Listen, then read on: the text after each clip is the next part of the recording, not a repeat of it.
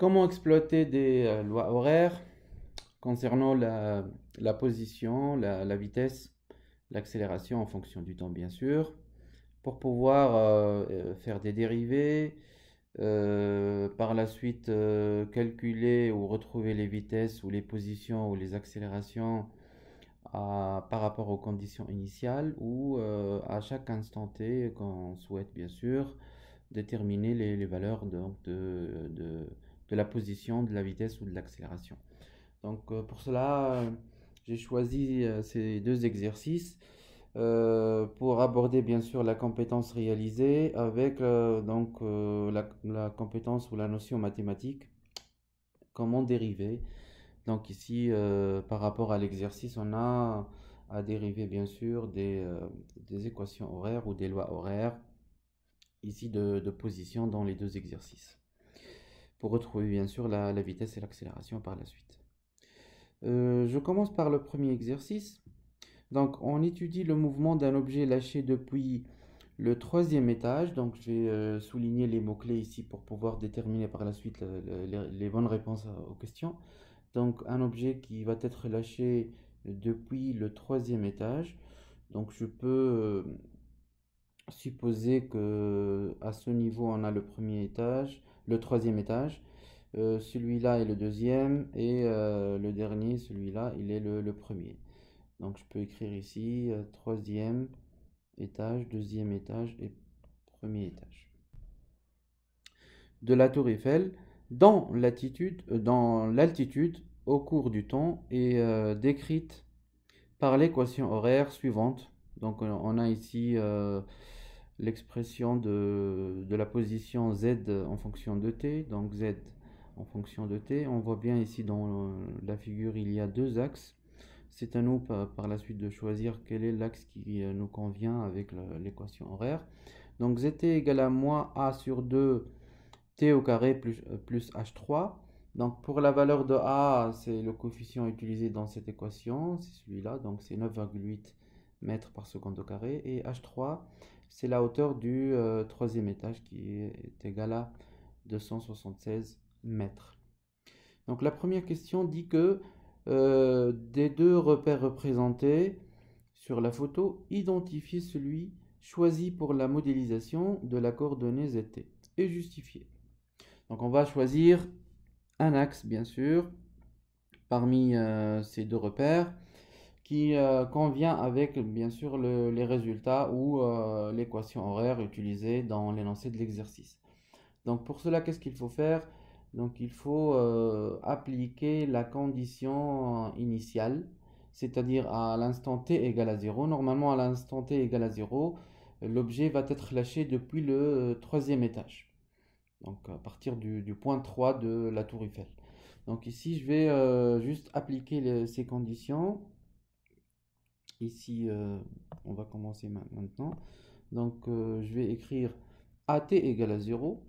À l'instant t égale à 0, normalement l'objet va être ici, à ce niveau.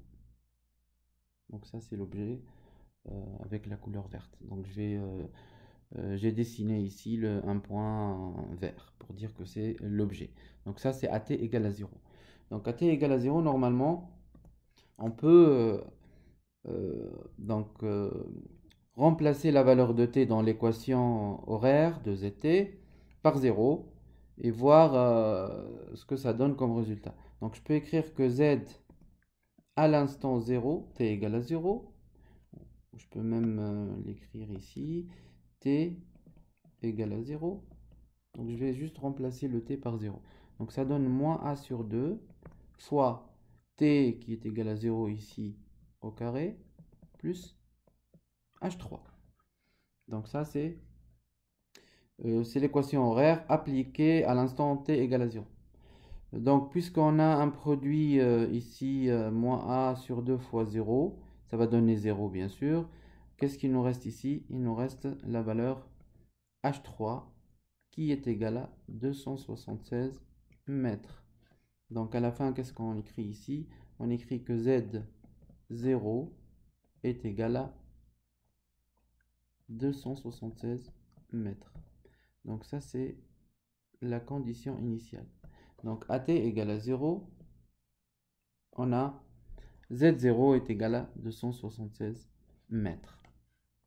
Donc, pour nous, l'échelle ou l'axe qu'on va utiliser, c'est l'axe, bien sûr, qui est à droite.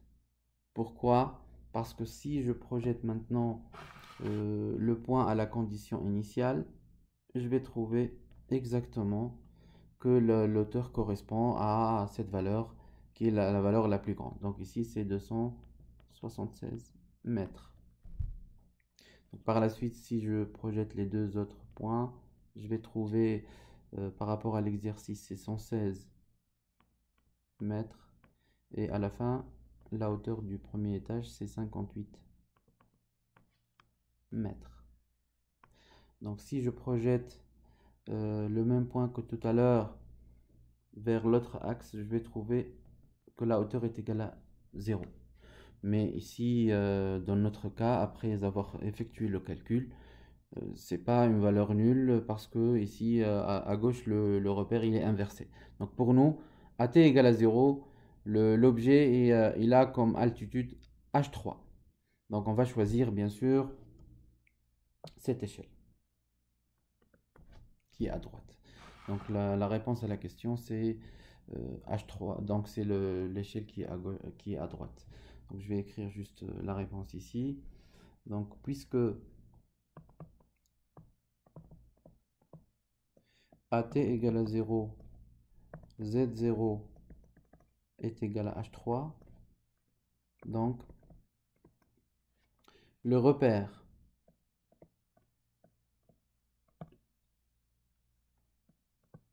qui se trouve à droite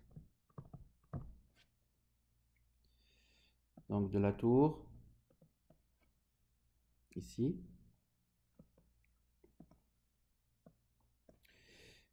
est celui qui est utilisé pour l'équation horaire et bien sûr et la modélisation du mouvement.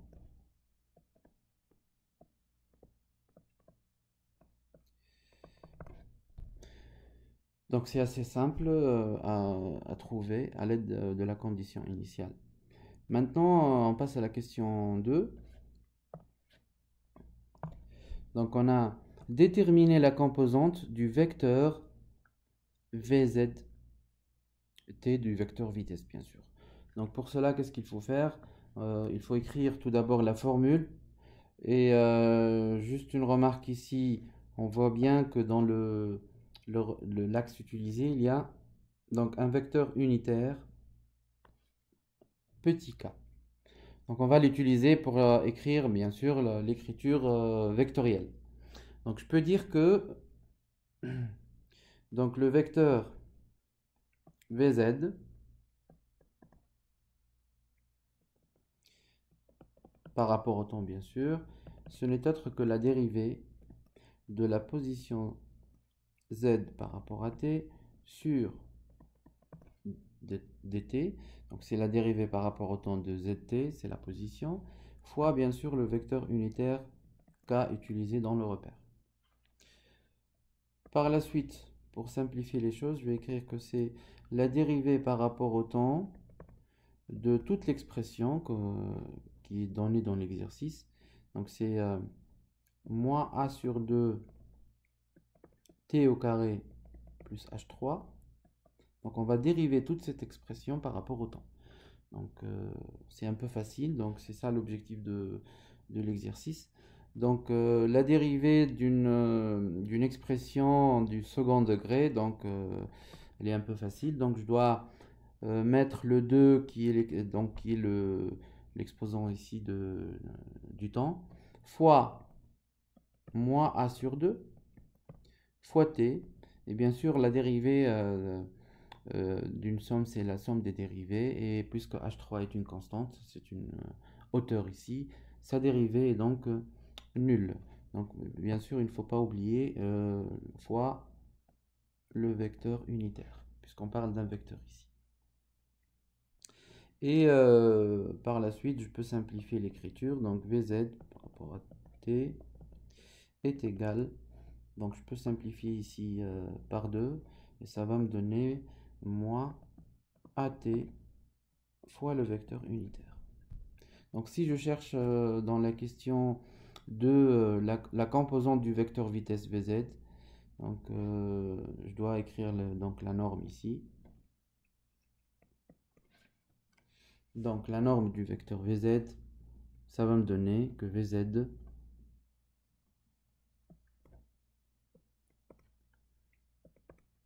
est égal à t. Donc ça c'est la composante du vecteur.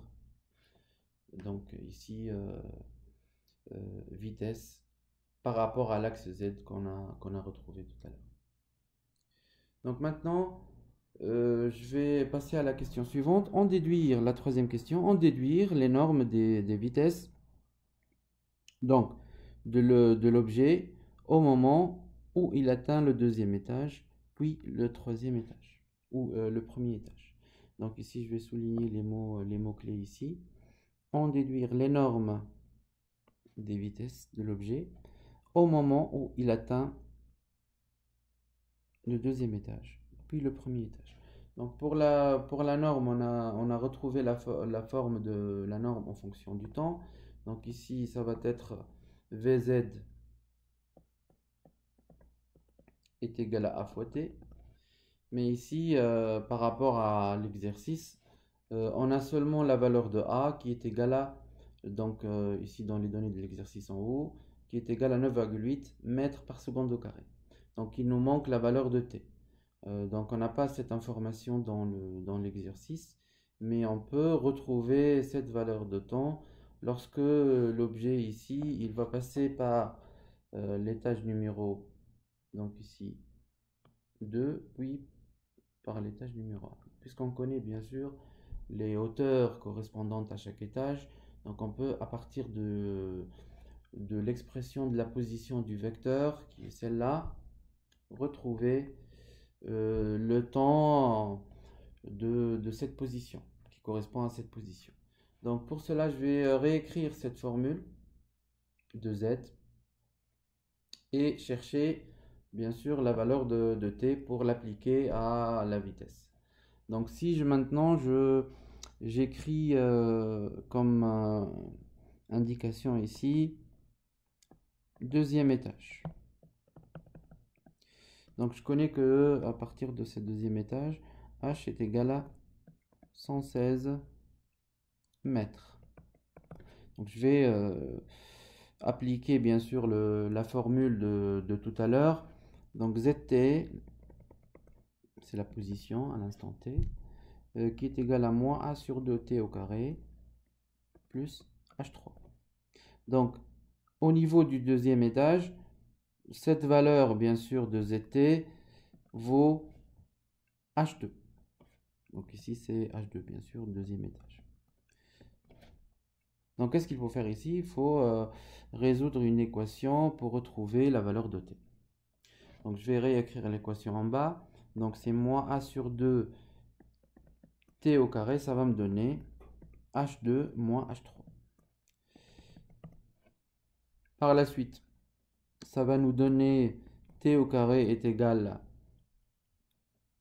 donc ici, je vais multiplier par moins 2 sur a pour éliminer ce coefficient.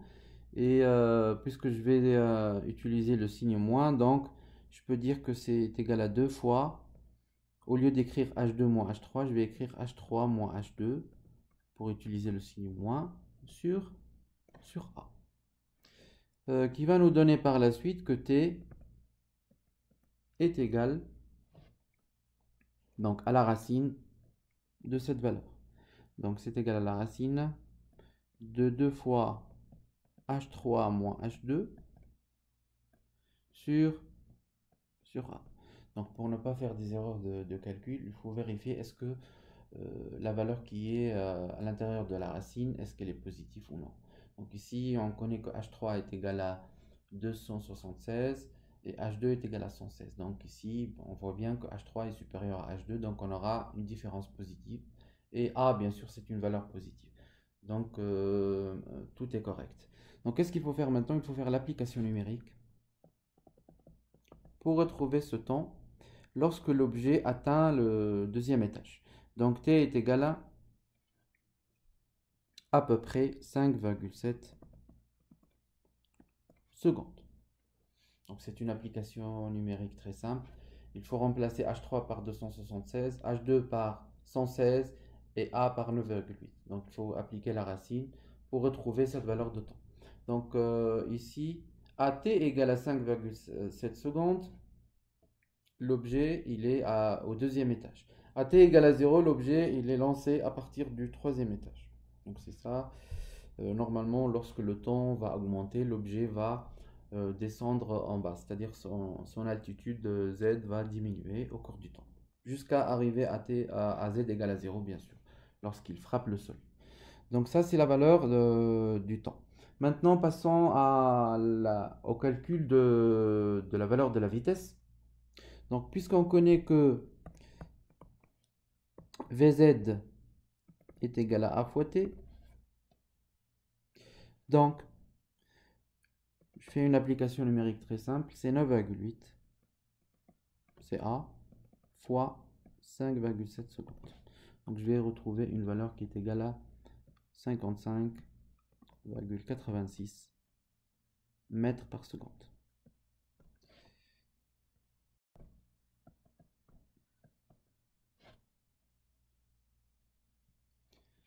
De la même façon, donc on doit faire la même chose pour le premier étage. Et on connaît que la valeur de la hauteur, c'est H1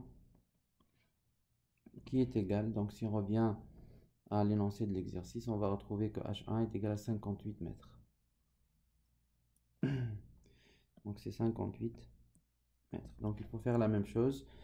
Donc à cette hauteur, ZT qui est égal à moins A sur 2 T au carré plus H3, ça va être égal à H1. Donc de la même manière et par analogie, donc il me donne par la suite la formule directe, puisque je peux remplacer H1 ici dans cette formule par rapport à H2 dans l'autre formule. Donc on aura T égale à racine de 2 H3 moins H1 sur A. Et en faisant bien sûr l'application numérique, on va retrouver que T égale à 6,7 secondes. Donc on voit bien que lorsque le temps augmente, la valeur de la hauteur va diminuer. Et de la même manière, on peut calculer donc Vz à cet instant bien sûr et à cette hauteur H1 qui est égal à A fois T et qui est égal à 9,8 fois 6,7 et qui va nous donner une valeur qui est égale à 65,66 mètres par seconde. Donc on a déterminé maintenant les deux vitesses. Donc à la hauteur H2, c'est-à-dire le deuxième étage, et à la hauteur H1, c'est-à-dire le premier étage. Donc on voit bien que lorsque le mobile il est en mouvement de descente, lorsque t augmente, la valeur de la vitesse va augmenter aussi, jusqu'à arriver à l'impact avec le sol. On passe maintenant à la quatrième question. Déterminer la durée de la chute jusqu'au sol. Donc déterminer la durée. Donc ici on va déterminer l'instant t où bien sûr l'objet va toucher le sol. Donc pour cela je vais utiliser la même équation horaire de la position. Donc ici, zt égale à moins a sur 2t au carré plus h3. Et lorsque le mobile va toucher le sol, c'est-à-dire si je regarde bien sûr la projection de cette position par rapport à l'axe des z de position, je vais retrouver que cette position représente la valeur 0, puisque c'est le niveau du sol. Donc qu'est-ce qu'il faut faire? Il faut juste résoudre cette équation pour retrouver la valeur de t. Donc je peux écrire que c'est équivalent à dire que t est égal à la racine de 2h3 sur a. Donc de la même manière, si j'utilise par exemple l'écriture que j'ai utilisée tout à l'heure, je vais remplacer h1 par 0. Donc je vais retrouver cette forme, donc 2h3 sur a. Parce que l'auteur ici, ça vaut 0. Après un certain calcul, et faire l'application numérique, on connaît h3 et a, donc ça va nous donner une valeur de temps à peu près égale à 7,5 secondes. Donc logiquement, on doit retrouver une valeur de temps supérieure aux valeurs de temps de tout à l'heure, qui sont bien sûr 5,7 et 6,7. Je peux même avancer pour retrouver quelle est la vitesse du mobile lors de l'impact avec le sol. Il faut juste refaire la même chose que tout à l'heure, c'est-à-dire calculer Vz qui est égal à A fois T, qui est égal à 9,8 fois ce temps qu'on a trouvé tout à l'heure, 7,5 secondes, et qui va nous donner 73,5 mètres par seconde. C'est-à-dire que ce mobile, au moment où on va le lâcher au niveau de la hauteur H3 du troisième étage, sa vitesse est supposée nulle, la vitesse initiale. Et ici, on va retrouver que sa vitesse au moment de l'impact, lorsque la hauteur est égale à 0, cette vitesse va être égale à 73,5 mètres par seconde. Et voilà.